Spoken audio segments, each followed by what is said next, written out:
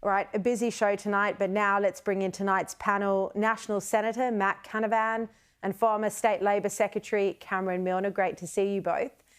Matt, Donald Trump says that countries like Afghanistan, Iran, Somalia, Libya and Yemen have all been deemed high risk for terrorism and also for visa abuse. What do you think of his move today? Well, I think it's a matter for America, Shari. I'm obviously not privy to the kind of intelligence that Donald Trump would be.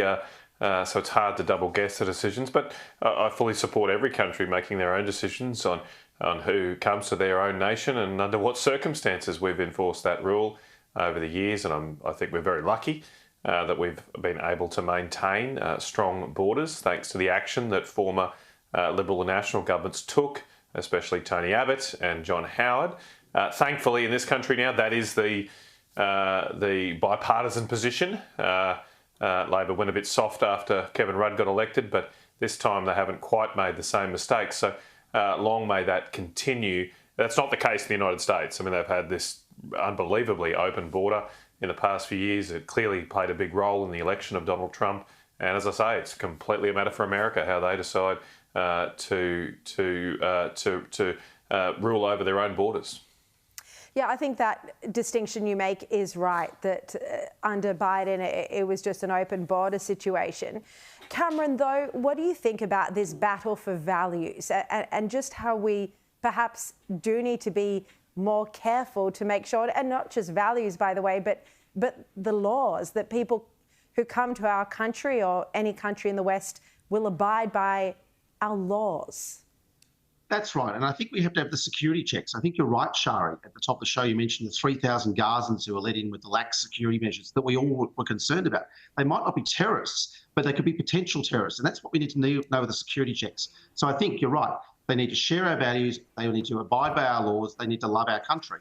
And I think if we have people from war-torn areas, we need to recognise that there are Syrians who are being persecuted by Islamic extremists that we welcome to our country. We welcome Christians as well who've been persecuted by Islamic authorities as well. So it can't be country by country, but we need to make sure the security checks are done and the people who are coming to our country share our values.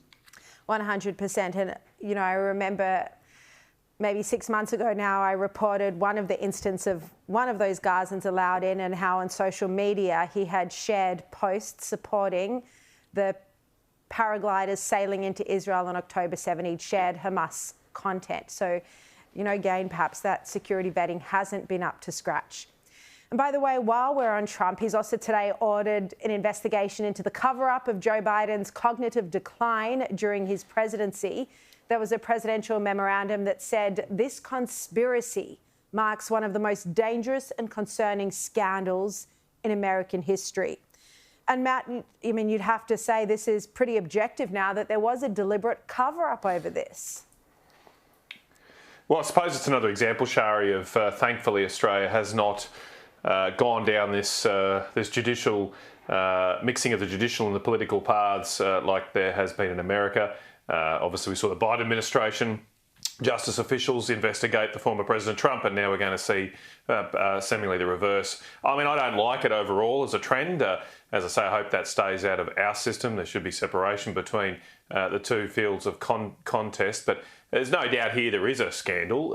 I'm just not sure it's best pursued by the executive government, but clearly the media and others conspired to cover up the decline in Joe Biden's mental state. That probably ultimately cost the Democratic Party more than anyone else because they struggled to put forward a credible candidate there in the end for presidency, partly because of that cover-up. So, look, as I say, I hope the courts stay out of the political process. Again, it's a matter for America how they run their system.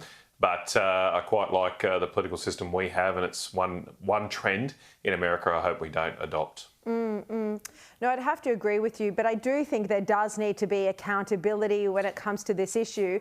I mean, normally medical issues would remain private, but when you're the President of the United States, when you have that level of control and authority, well, there should be public disclosure. What do you think, Cameron? Well, and I was going to say, I agree with Matt. I mean, I think we don't want to see the judiciary weaponised for political outcomes. And I think that's a great thing about our system versus what I observe about the US, especially in recent times. But look, I think that the saddest thing here is that Joe Biden was actually a servant of the United States. He did great things.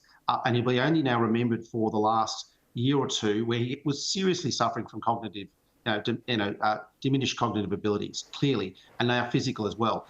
And the fact that the staff looked like they cover that up for political gain, and then I think, as you rightly said, Matt, probably damaged the Democrats' chances of actually having a decent presidential candidate come through. That's the scandal. That's what needs to be investigated. It might not be a conspiracy, but it's an awful, awful cover-up of someone's medical condition that led to the political outcome we've now seen. But also if there were medical authorities, if there were doctors who agreed to keep this silent but knew about it, perhaps there's an argument that they had a public duty to tell someone about it. So there are, I think, ethical questions, dilemmas here. It's not so clear-cut, although I do agree with your... We've all watched West Wing, though, haven't we? Indeed, we have watched West Wing. I'm sure it's all of our favourite old television shows. True.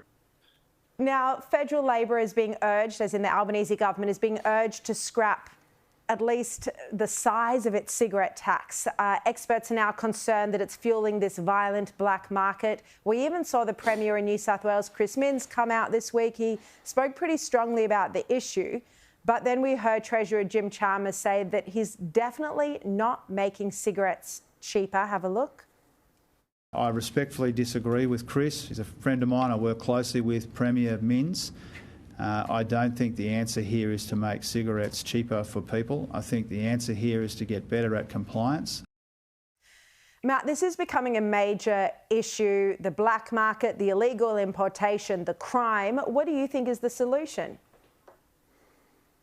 Well, look, I think Chris Minns is espousing common sense here. I'll be fair, this isn't a problem created by the Albanese government.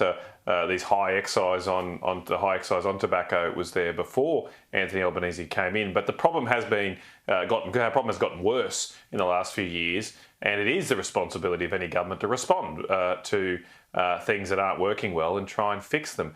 The facts are that we've had almost a halving of tobacco excise revenue in the last few years. We certainly haven't had a halving of smoking rates. So what is happening is otherwise legal, law-abiding Australian citizens effectively going into a black market because they just can't afford to buy cigarettes. They're over $50 a pack now, and no one can really afford that. So cigarette smokers are invariably going to the illegal market. That is then funding organised crime in this country, and I'm convinced that that a big part of the outbreak of crime we have seen in Australia in the last few years, beyond just the illegal tobacco market, is because of the funds that have flown in like rivers of gold to organised crime thanks to this black market. So clearly when we've got something like this, we should change the policy settings. At least look at it. Don't be stubborn and pig-headed. Look at this. Maybe a reduction in the excise rate would be best. It actually might raise more revenue and kill off these criminal syndicates that are being funded by it. I mean, there was one example, Aaron Patrick in the Nightly wrote about this, and he said that on Tuesday, New South Wales Police, Border Force and the AFP intercepted an importation, and among the stash were 20 million cigarettes. 20 million cigarettes. I mean, Cameron, you'd remember a time when there was illegal drugs, not cigarettes, being imported. So unquestionably, there's an issue here. The answer's not so simple.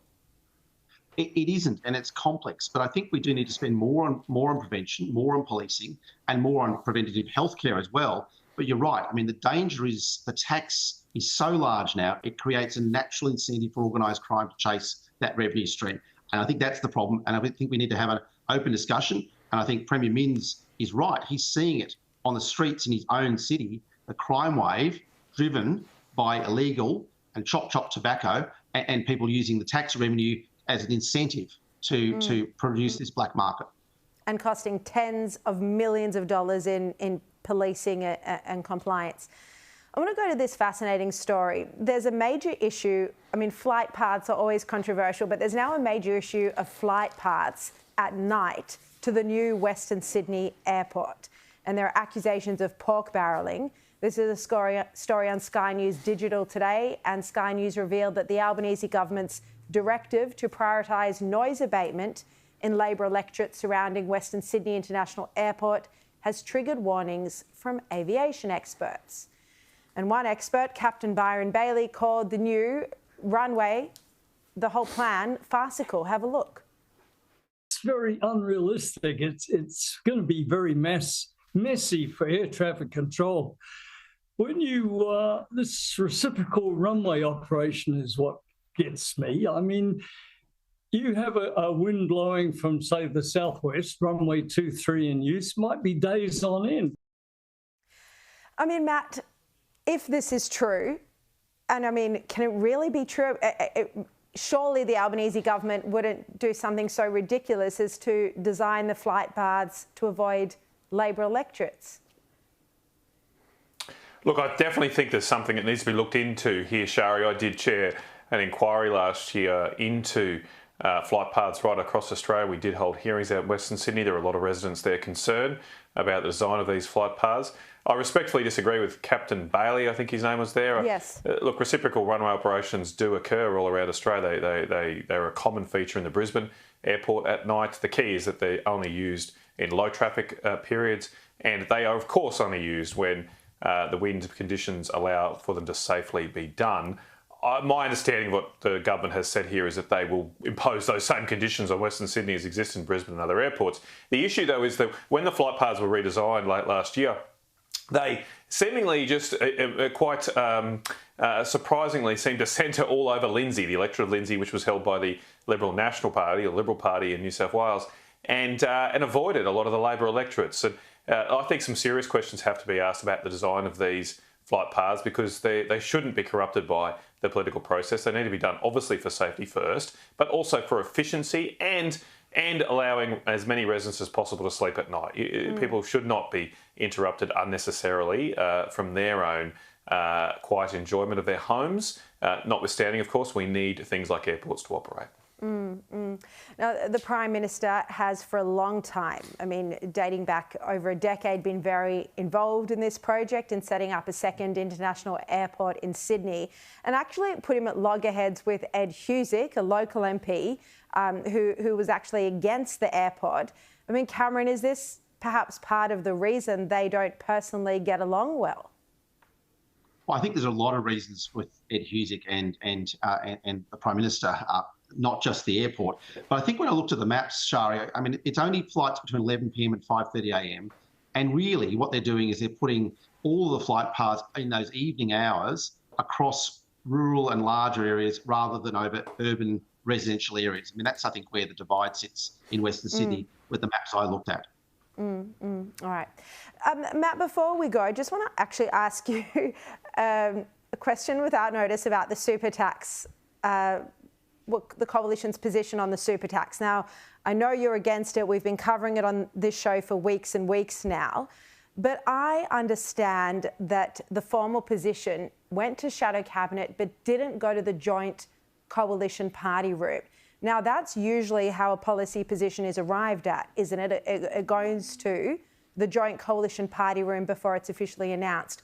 Are you worried that this process wasn't followed? Because, I mean, you might be fine with it in this position, but what if it's net zero? What if it's other laws that you would like to have a say in? Look, it's probably a rule that's broken more than observed. Shari, this is not the first time the joint party room hasn't been consulted on a matter, and it's typically sometimes a bit difficult outside of a parliamentary sitting period to arrange that. We have had virtual joint party rooms before, but usually on very significant things. Look, I think this is something that probably the leader could judge the mood of the room, so to speak, and as you say, there's an outcome here that I certainly support, and I think the vast majority of my colleagues support. So a formal meeting of all of us probably wasn't necessary in this instance. Just on your point, though, we have never had a joint party room discussion on net zero. Never. Would you like to see one? Isn't that amazing? Like, never. Like I definitely would like to see one, Shari. Scott Morrison just signed us up to it, or signed the Liberal Party up to it. The Nationals Party did have a discussion, but we effectively had a discussion with a gun held to our head because the Liberals said they're doing this and that's that, without even giving their own members a say. So Look, that would be nice. We'd nice Well, to have a maybe you joint can puttery on shake that. up Much the more. process and put it on the agenda yourself. I've been trying that for 3 years, Shari. We'll see how I go this time. All right. Cameron Milner, Matt Canavan, great to see you both.